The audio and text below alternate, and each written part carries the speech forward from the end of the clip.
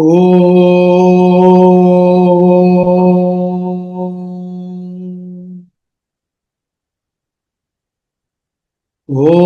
Sahana Vavatu Sahanau Bhunaktu Sahaviryam Karavavahai Tejasvinavaditamastu Mavid Vishavahai.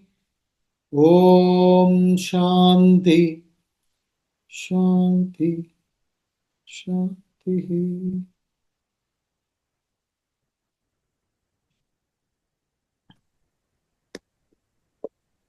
We shall chant Srimad Bhagavad Gita Chapter 4 verses 6 to 10. Verses 6 to 10.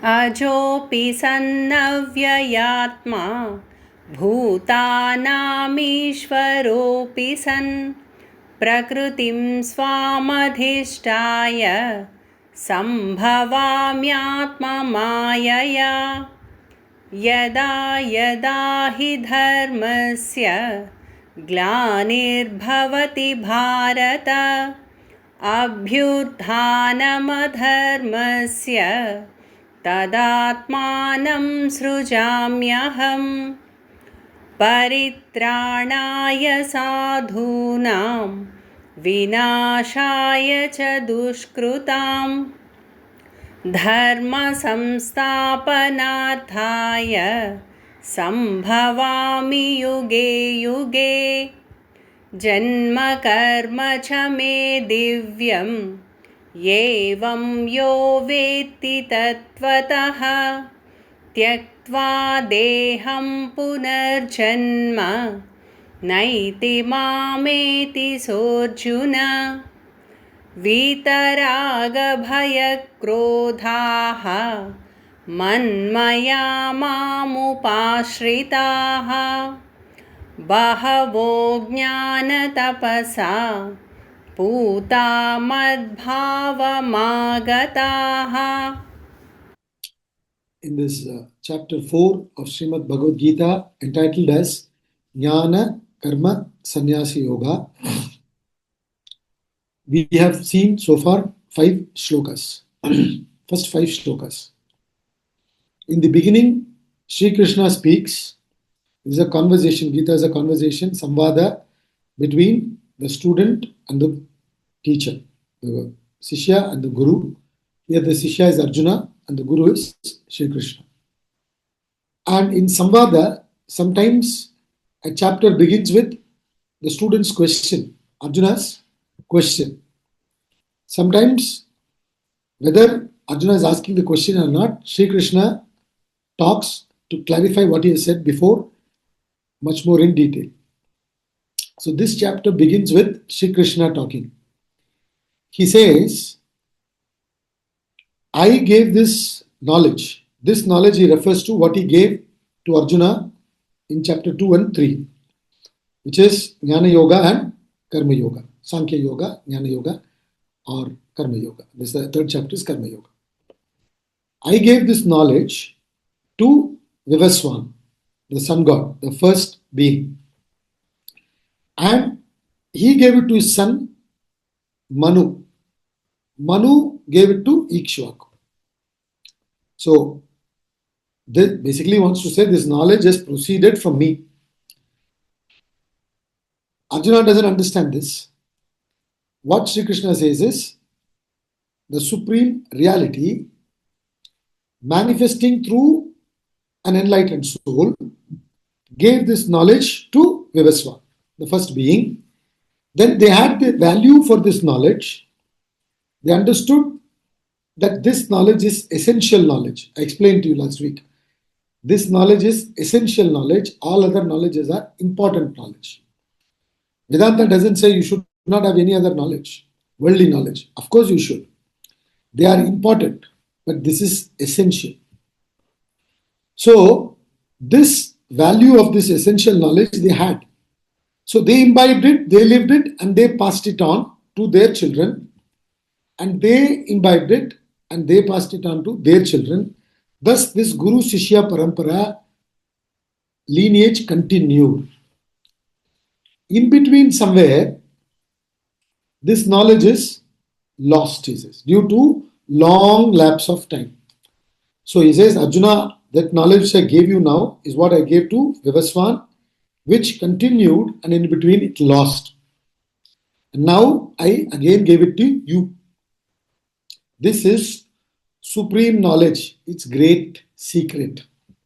This is supreme knowledge because this is sadhya jnanam. All other knowledges are sadhana jnanam. I explained this also to you.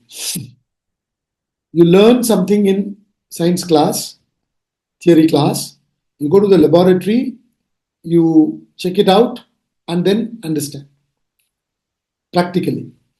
Whereas, as you gain this knowledge, if you are a qualified student, as this knowledge is entering, or to the extent you are a qualified student, to that extent, as this knowledge is entering, instantly you free yourself from bondage. Because the bondage is due to the ignorance of your true nature. Due to the ignorance of our true nature, we mentally imagine ourselves to be this limited individual identifying with this body, mind, intellect complex. And hence, we are bound. So the prepared person, student, when gains the knowledge, instantly becomes free. As you are gaining this knowledge, your insecurities will evaporate. You will not have any more insecurity.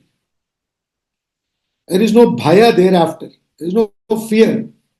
There is fear will be there only if you are attached to this body, because this body is not shashvatam. So since it's not shashvatam, any day it may go, and you are attached. Therefore, there will be fear. But when you are not attached to the body, you have identified with the Atma. There is no fear. You know very well that it can go any day, or any disease can, come into the personality, into the body, but it doesn't affect you. Why? Because your identification is with Atma due to the knowledge. As the prepared person gains the knowledge, instantly becomes liberated. So this is a supreme knowledge. It catapults you to a totally different level. When you gain other knowledge, you will still be ignorant. Then, imagine in the dream, somebody is in 5th standard, somebody is in 10th standard, somebody is in 12th, somebody is in undergraduation, post-graduation, PhD. Different students are there. You will see there is difference in their knowledge and ignorance. It varies only in kind. Sorry, it varies only in degree, not in kind. 10th standard fellow knows more than the 5th standard. Similarly, 12th guy knows more than the 10th. It goes like that. But they will also be ignorant of so many things. And they are particularly ignorant that they are all in the dream. It is not real. They are ignorant about it.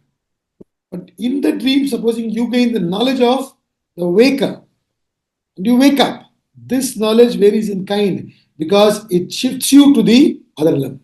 Instantly you become free from any happenings in the dream. So this knowledge is supreme knowledge. And it's a great secret. Nobody knows. Secret means rare. First of all, everybody is so busy, caught up in the external world.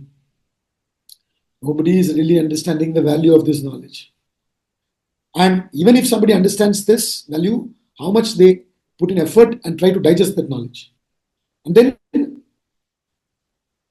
even if a person digests and liberates, realizes, becomes unconditioned, there can be no communication between the unconditioned being and the conditioned beings.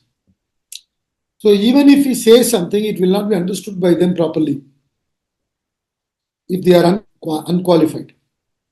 Therefore, this knowledge remains a secret forever. Very rarely one person knows, and it cannot be communicated. It is beyond thoughts, words, perceptions, all that.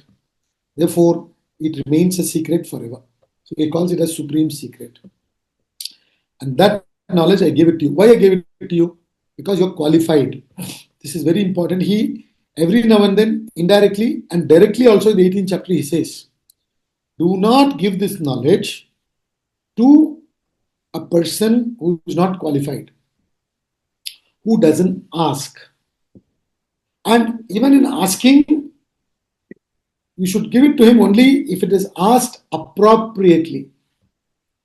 After your full meals in a wedding, you go, you attend the wedding, you eat fully, and then simply sitting there and chatting with others, and then asking, oh, what is he saying in that 4th chapter, verse number 6, 5, etc. Please explain. Forget it, because it's not appropriately asked.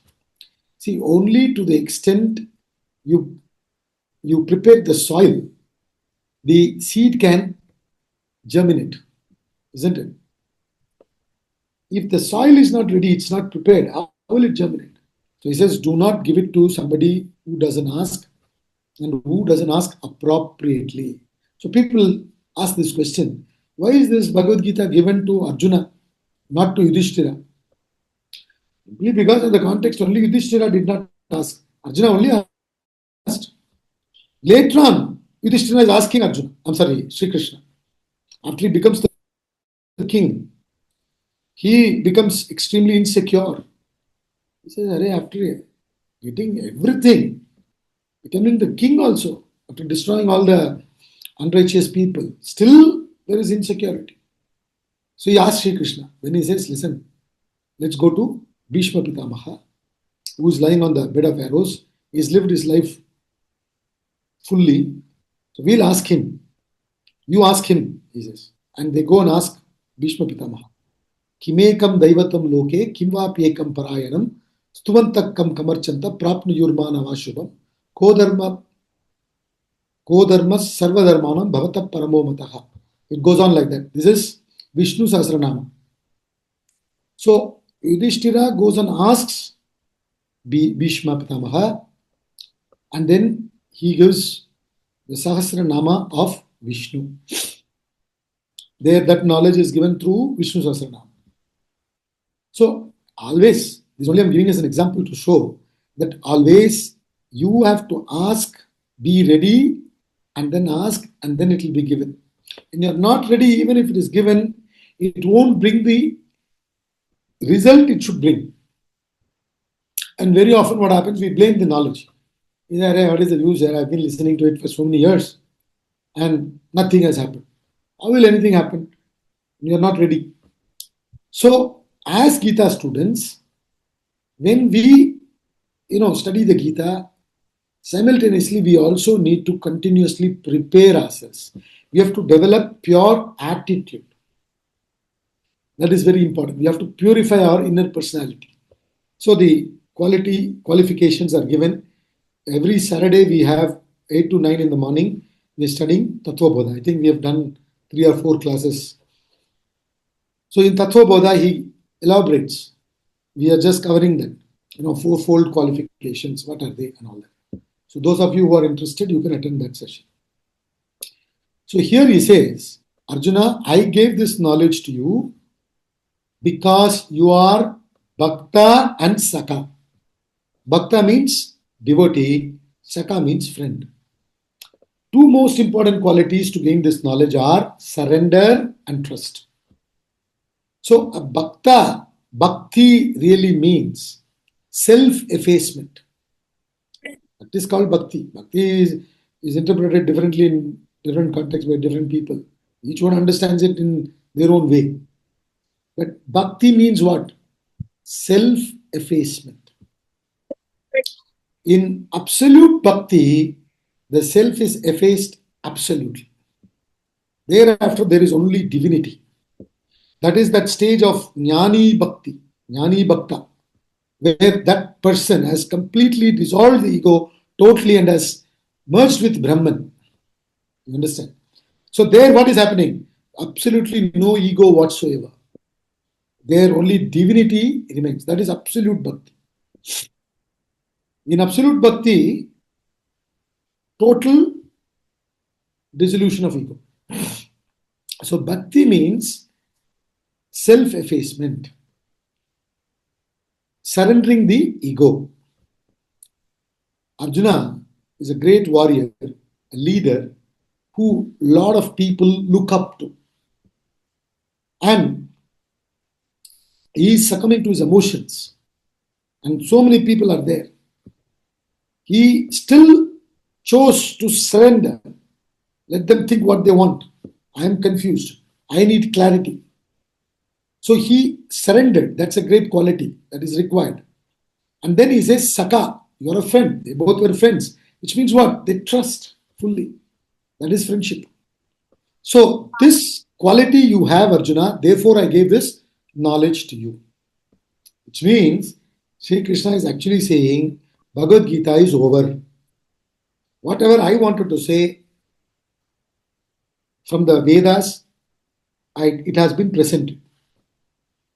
Now, Arjuna obviously, didn't understand what Krishna is talking. So he's asking a question. That's the fifth shloka. He is saying, Hare Krishna, your birth is recent.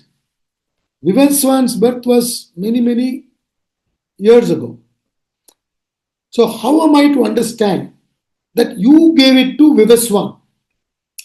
Arjuna is identifying with Krishna's body.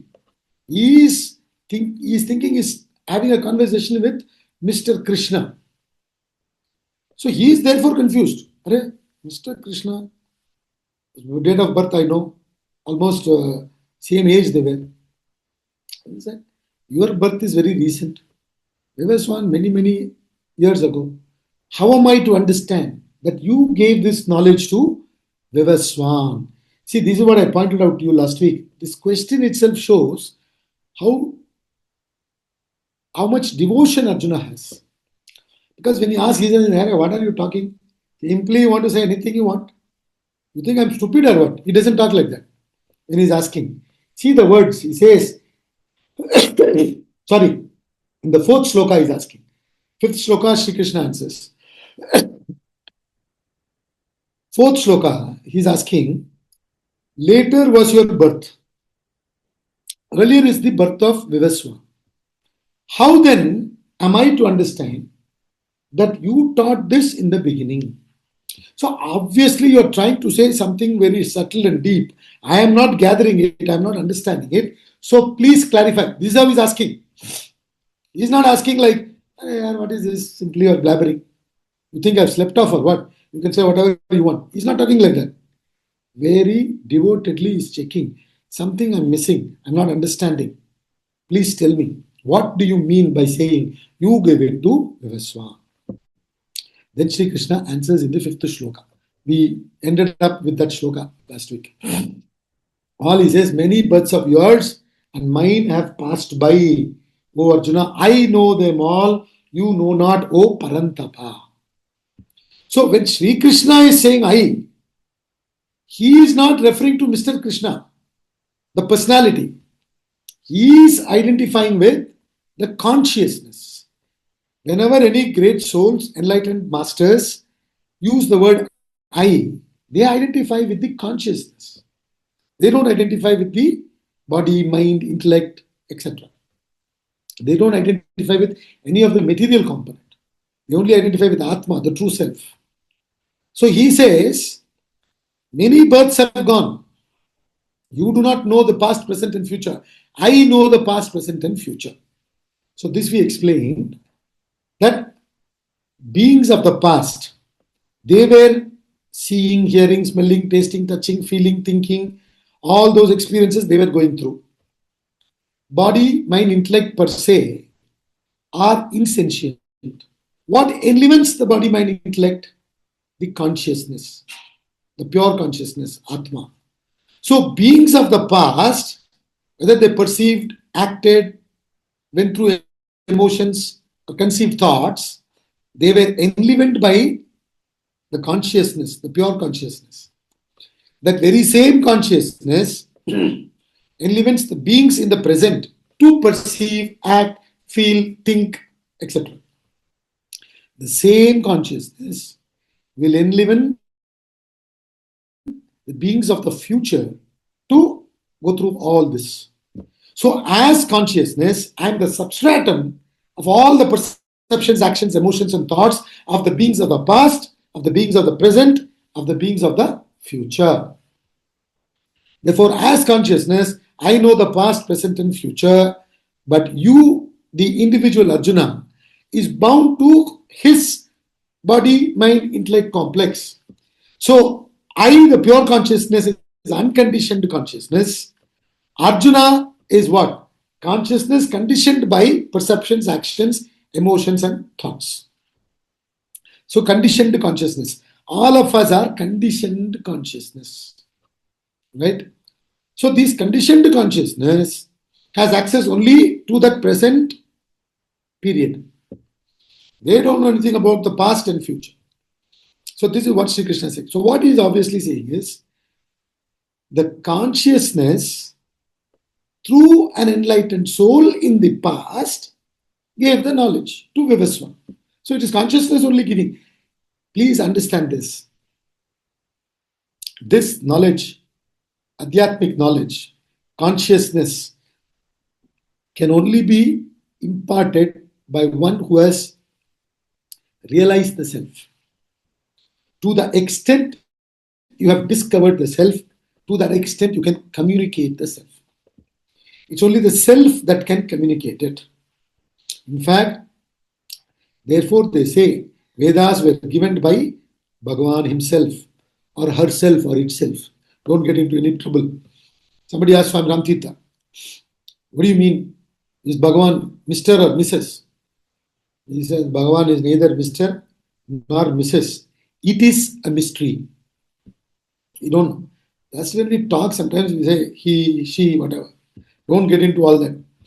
So the thing is, it is the pure consciousness that reveals through an enlightened soul. Now, what does an enlightened soul do? He or she dissolves the vasanas. Ego is completely dissolved. Then the pure consciousness expresses through them, reveals through them. So, this is how the Veda is very important.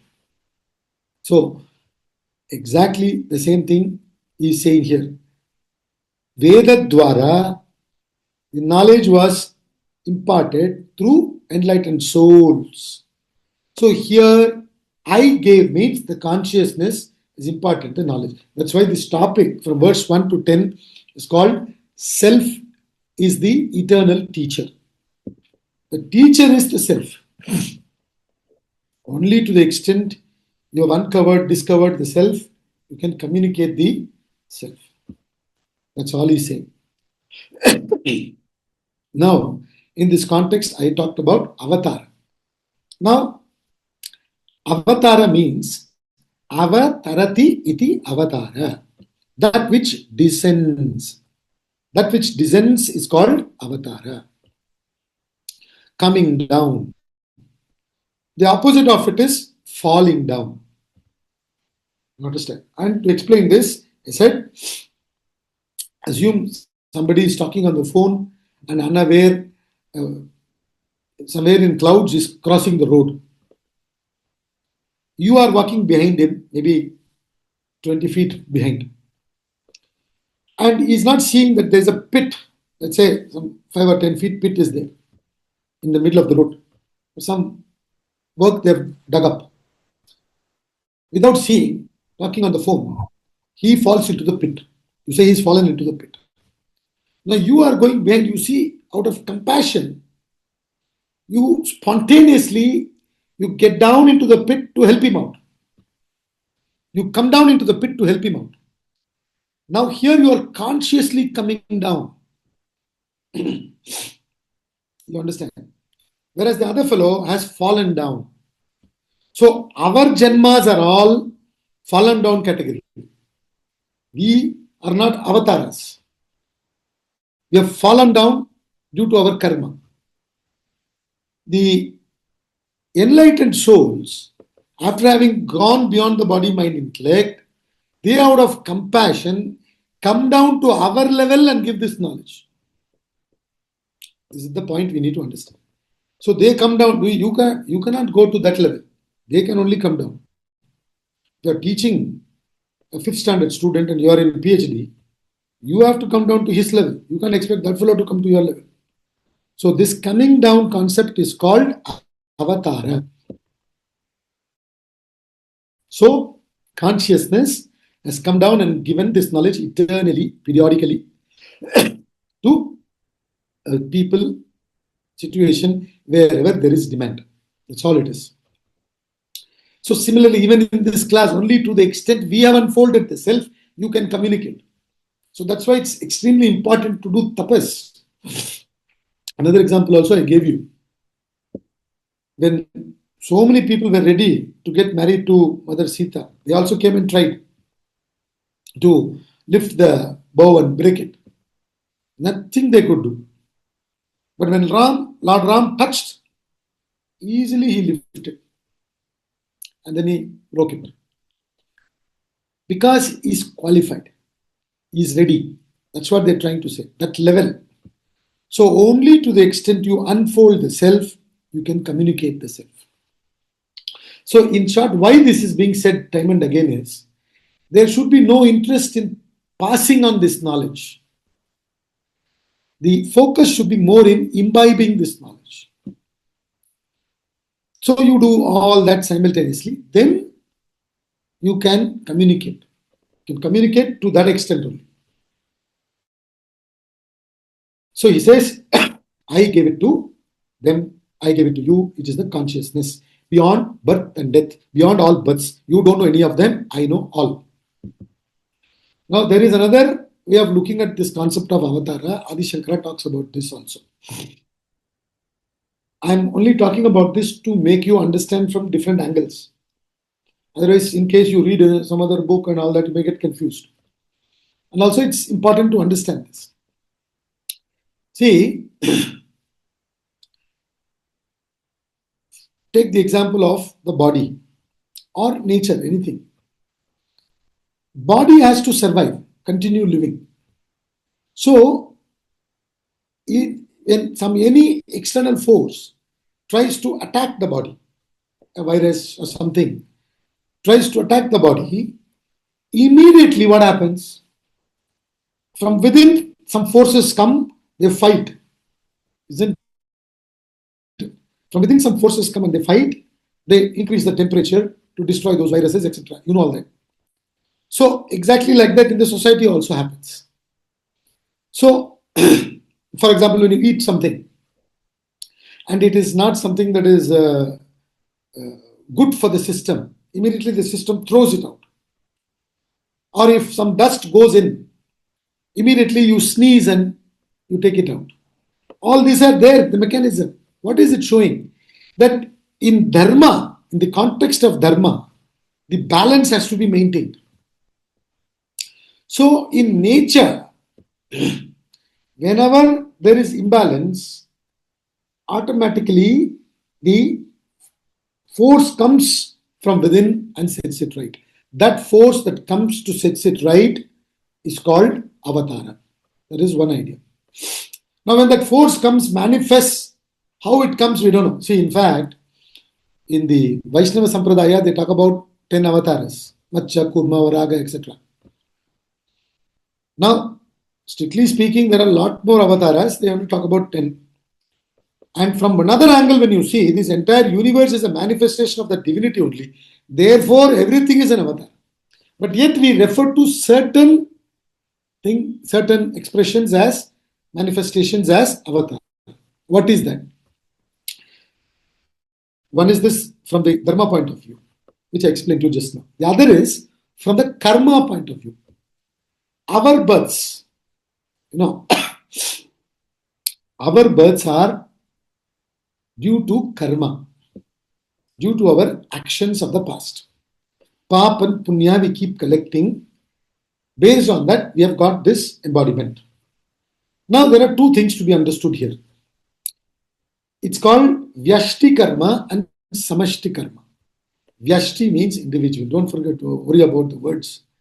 Vyashti means individual. Samashti means total. Total karma. For example, you are born to a particular set of parents because you have karma, vasanas, which has chosen that embodiment to be born through that embodiment. Okay. So there is vyashti karma, the individual karma. You have you are born in this class because you have this vasana to study Vedanta, Bhagavad Gita. Therefore, you are born here.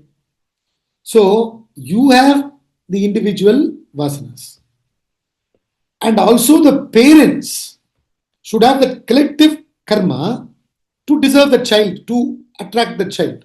So when both meets, vyashti karma and samashti karma, then the birth happens. So in other words, the jivas, all of us have our individual karma. So according to our karma, we have the body, we have everything. Okay. The environment, we choose all that according to our karma. Now when it comes to Bhagavan manifesting as avatar, there is no individual karma. There is only samashti karma. Now, even if you do not want to use the word Bhagavan, you forget it. Enlightened soul. They have no vasanas. Yet they function, of course, because of prarabdha vasana, that is one thing. Other is, in the environment, there is a demand. They are purely born because of samashti karma, they say. Samashti karma means the total vasanas. The demand in the environment pulls them to that environment. They come down like rain.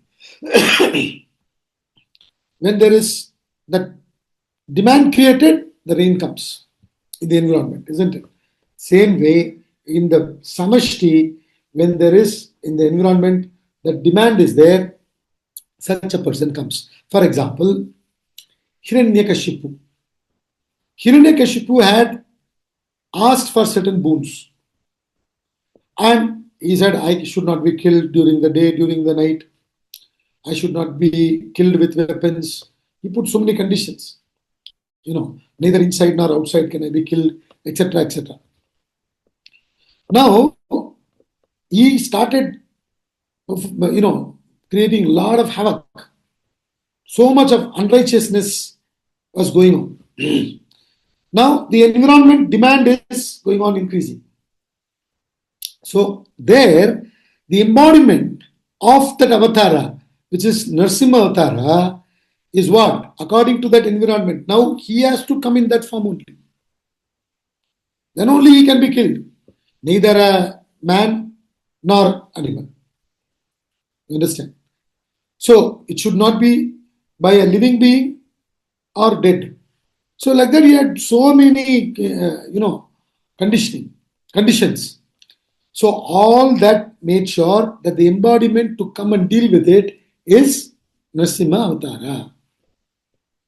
So, therefore, what they say, in the case of the Lord, it is purely samashti karma, not vyashti karma. In our case, vyashti and samashti. In their case, it is only samashti karma. They come, they do to bring about the balance and go back. This is called avatara concept from dharma point of view and from karma point of view. Now, here, one more thing we need to understand. See, these are all little technical. So, I'll try to see how I can bring it down to communicate this. I don't want to go too technical for you to get confused. All of us have what is called as Vasanas, right? Which manifest as thoughts, desires, and actions. And according to our Vasanas, we are all born. Each one of us are what? Atma plus Vasanas. This is us. Now, like that, everybody is there. The total Vasanas put together is called Samashti. Individual is Vyashti. The total is Samashti. And this total Vasanas are also supported by what? The total Atma, what we call as Brahman. Brahman and Atman are not two different things. With reference to the individual, we use the word Atma. With reference to the total, we use the word Brahman. So that Brahman plus total Vasanas is Ishvara. Okay. So now the total Vasanas can be called as Maya. Right? Just to make it simple, I'm putting it this way. That Maya. Now, we are all, Maya has two Shaktis called Avarana Vikshepa. Avarana Shakti means covering potential. Vikshepa means manifesting, creating. Now, we are all covered by both Avarana and Vikshepa. The Maya, ignorance, has covered us. And we have, through Vikshepa Shakti, we have created this world, this individual, and the world. The individuals. This Maya, when it comes to Ishvara, I told you, total Vasanas Maya plus Brahman is Ishvara. Maya Sahita Brahman is called Ishvara. You understand? Strictly speaking, Brahman means beyond Maya also. So now, when we talk about Maya, what we need to understand is the Jivas, the individuals, are all under Maya. Whereas Ishvara is above Maya. To explain this, Swami Chinmayananda beautifully gives a small anecdote story. He says, a young boy a small boy was walking with his father on the roadside, and that time a small time thief, pickpocket guy, was caught by police, and two policemen have chained him, and then they're taking him to the police station. So the son is asking, hey, what is happening? What is going on there? He says, see, he's a thief. He is taken by police. They have arrested him and they're taking him to the police station. They're controlled by the police. He is controlled by the police. The president of the country is going on the road in his car, and ahead of his car, in front and behind, there are so many police cars are going, escorting. This fellow sees the boy and says, "Arey Papa, bada chor ja raha hai. Bigger thief is going. Why? Small thief, two police. Big thief, so many police in the front and the back." For which the father says, "Arey, no. He is not a thief. He is the president. Here, the police are not controlling him. He is controlling the police." You understand? Similarly, we are controlled by Maya. We are controlled by Avarana and Vikshepa Shakti. The projection, we have forgotten that we are Atma. We are covered, right? And then we have projected this individual, Lakshmi Narayan, XYZ, the whole world. This is Vikshepa. So, in the case of Ishvara, the Maya is subservient to Ishvara. The snake around Lord Shiva is Abharana, isn't it? It's like jewelry. If we just see the snake, we run away. So, in other words, what is working as covering and projecting in us is subservient in the case of Ishvara. Just this.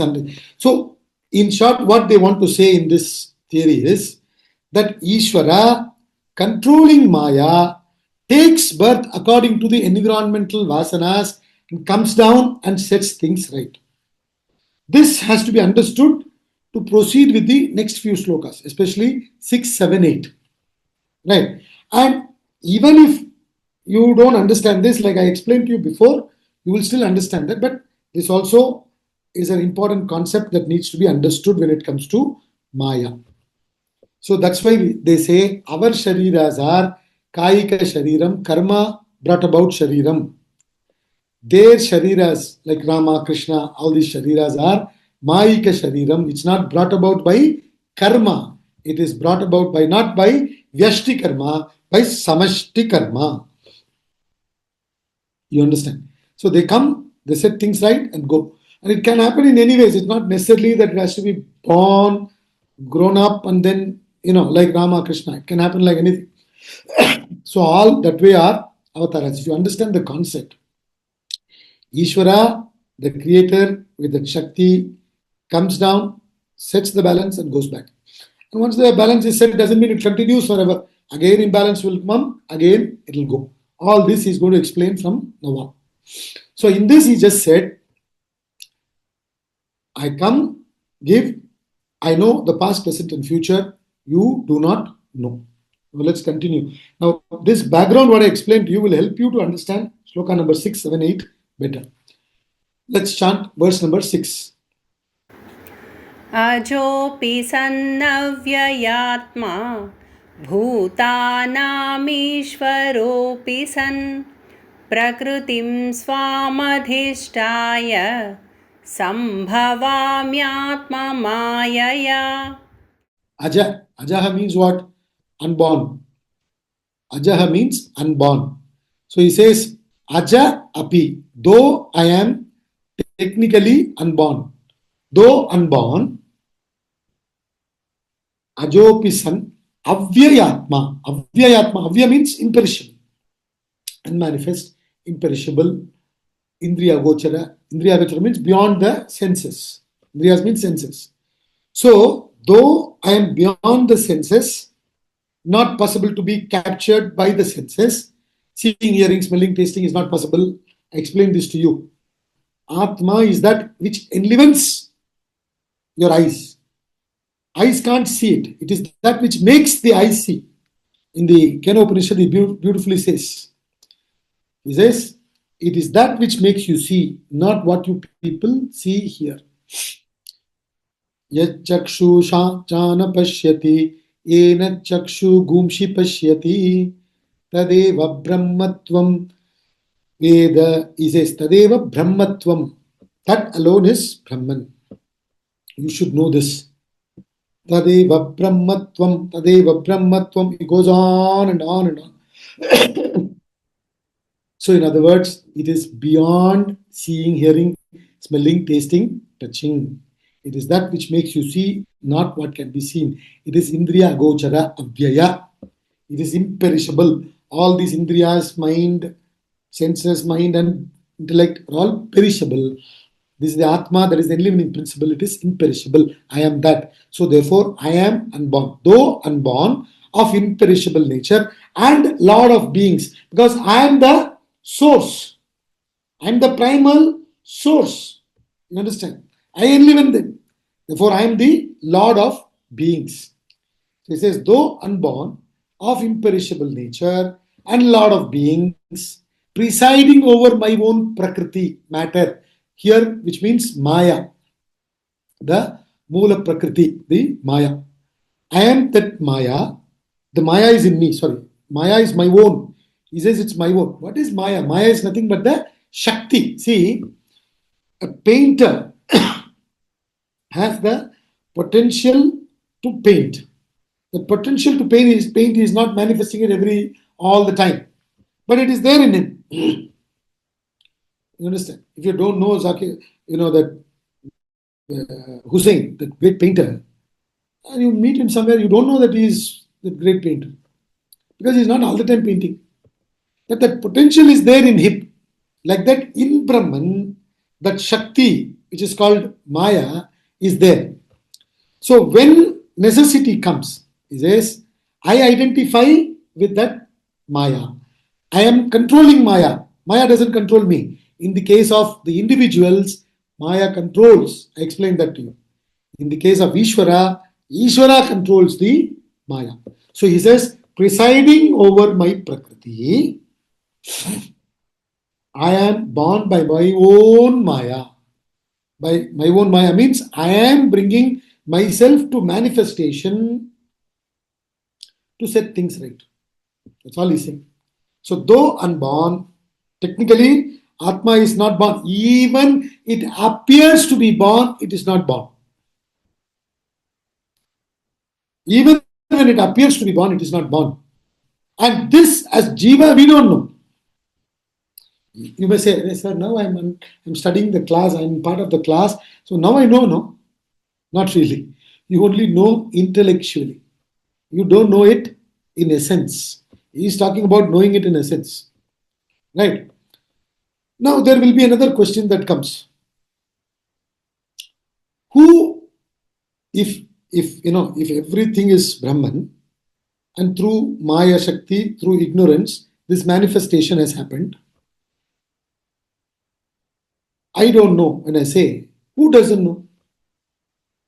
Is it this individual who doesn't know, or Brahman doesn't know? Because Brahman only has become the world, the individual. So that means what? Brahman has forgotten that it is Brahman. Sometimes that question comes, for which the answer is Brahman is all knowing. It is never controlled by the Avarana Shakti of the Maya. Please understand this. Therefore, Brahman knows, never forgets. Right? So, this individual who is overpowered by Maya, covered by Avarana Shakti, doesn't know. So, consciously, that's why I said consciously coming down. So, the consciously a birth is taken or a manifestation is happening to set things right. That's what he means by saying presiding over my own Maya, my own Prakriti. I am born by my own Maya. It is just a manifestation, but essentially I am the same unborn, imperishable Brahman. Even when seemingly I am born, I am not born. Whereas you and me don't know this. We still keep on celebrating our birthdays. You understand? We continue celebrating our birthday. I'm born on so and so date.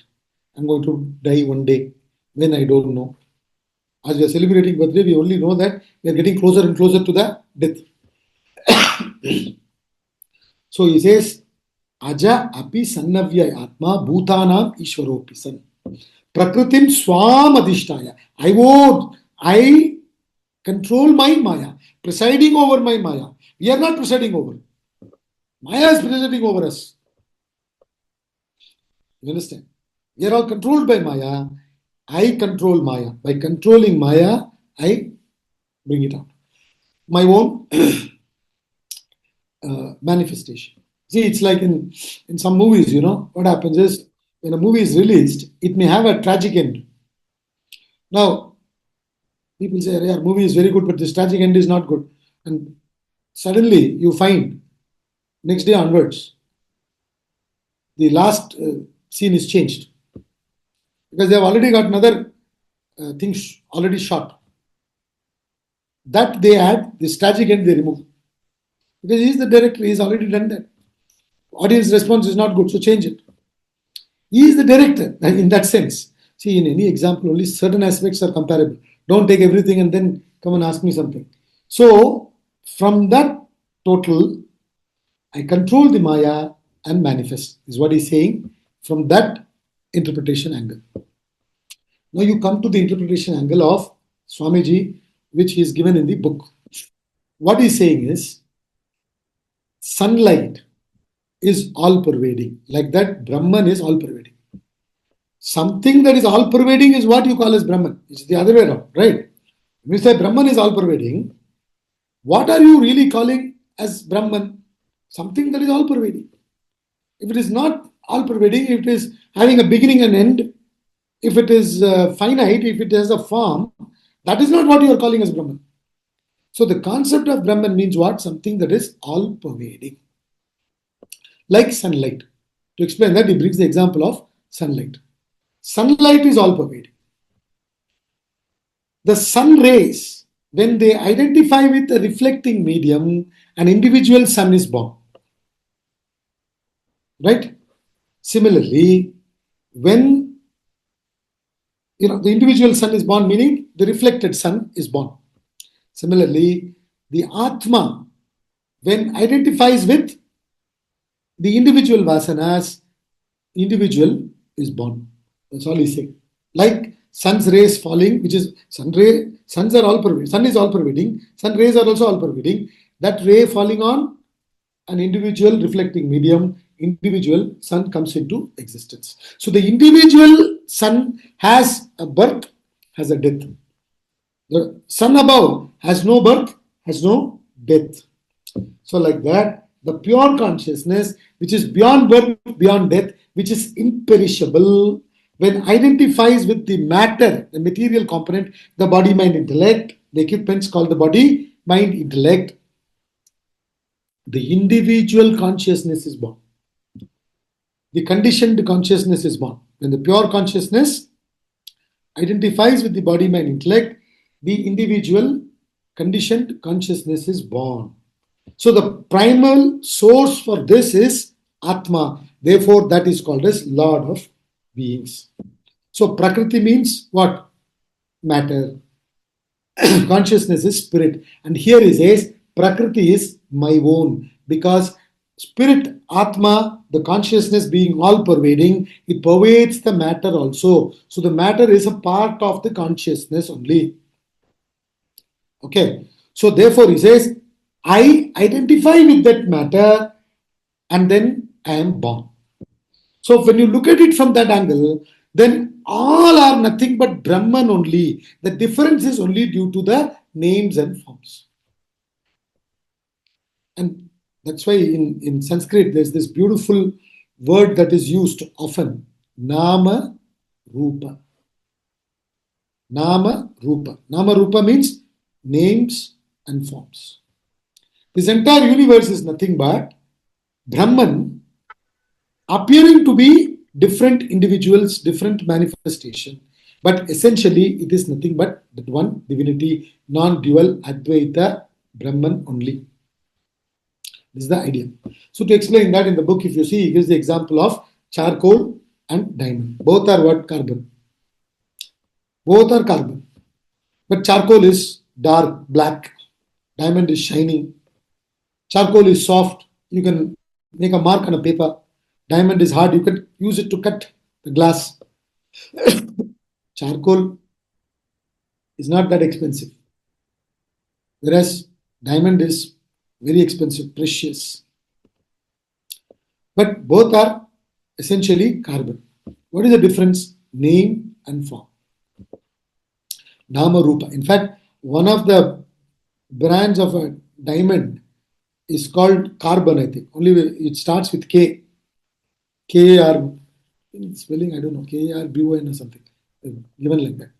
So, all are essentially the same principle manifesting differently due to its identification with the matter. The differences are due to the matter. There is no difference when you come to the essence, when you come to the source.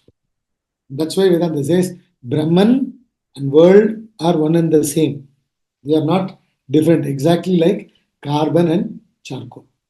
Sorry, charcoal and diamond both are essentially nothing but carbon. In that example, carbon, charcoal, diamond, like that, whole world, the total world, samashti, and the individual, vyashti, both are nothing but manifestation of Brahman and Brahman only.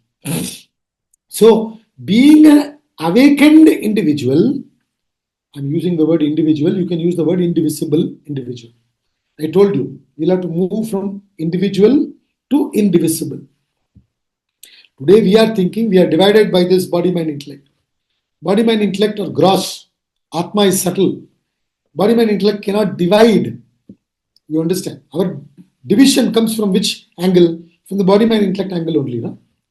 So, space cannot be divided by the walls. It is gross. Wall is gross. How can it, divide the space? Similarly, the body, mind, intellect is gross. Atma is subtle. It cannot divide. We are, though appearing to be divided, we are technically one. Indivisible truth. So this, that Supreme Being knows. So that's why they say the Avatara knows. Avatara knows, or you take it as enlightened soul knows. Though due to, enlightened souls, having exhausted all the Vasanas, they get enlightened. Now that they have become enlightened, now Why are they continuing? Vasanas are gone. They should have dropped dead. They don't drop dead. Why? Because the prarabdha vasanas are there. To explain this in Vedanta, we bring in the example of, that fan. When you switch on the fan and you keep it at, let's say, 5 speed, it is running at a particular speed. You switch it off. Does it stop immediately? It doesn't stop immediately because it has that momentum force. You understand? So therefore it continues for a while and then stops. Like that, even though the enlightened souls have exhausted all their vasanas, when we say all the vasanas, sanchita vasanas, the total vasanas are called as sanchita vasanas. The vasanas that propel them to birth, called as prarabdha vasanas, that can only be exhausted through experience. So that is still there, therefore they continue. So if their prarabdha vasanas happen to be singing, they continued singing, and through singing they set right the balance. If it is to give lectures, they were doing that. If it is something else, whatever it was, could be any. So they continued living, expressing their prarabdha vasanas. But one thing is there, they are above birth and death because they know that I am unborn. So that person, whoever is aware, they don't have any desire to set right the world. Oh, I will make sure that I will set right everything. Nothing like that. They understand. But at the same time, they will only be doing good without having desire to do good. To explain this concept, I always give this example. When, those days they had this analog cameras, which had that film roll, which can take about 36 pictures or so. And then you put that film roll, what you call as negative, in a small container, small box, and then take it and give it to the studio. And they take it to the dark room because if that negative is exposed to light, it cannot be developed. So they have taught that they develop it in darkness. So from this, what we understand, negative can only be developed in darkness. The moment negative is exposed to light, it cannot be developed. Thereafter, there will only be positive. So when you get enlightened, you get awakened, you are in total awareness always, 24/7. With that awareness, it is impossible to do anything negative. It is impossible to do anything negative. So such a person goes about expressing their prarabdha vasanas according to the environmental demand in the positive way, set writing, contributing to the balance. You understand? And with total understanding and awareness that I am beyond birth and death. I have no birth, no death. This is what he is explaining. From this angle also, I have explained. From the other dharma, karma angle, and from this intellectual angle also, you can understand this shloka. Now, in verse number 7 and 8, which we will see next week, he's talking about when does that manifestation happen? Why? What is the purpose? That he explains in 7 and 8, which we will see next week. Let's conclude the class now.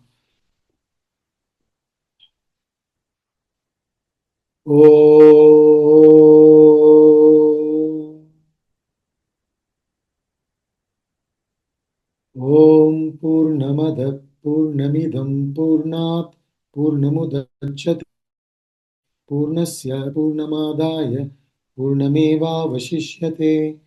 Om Shanti Shanti Shanti.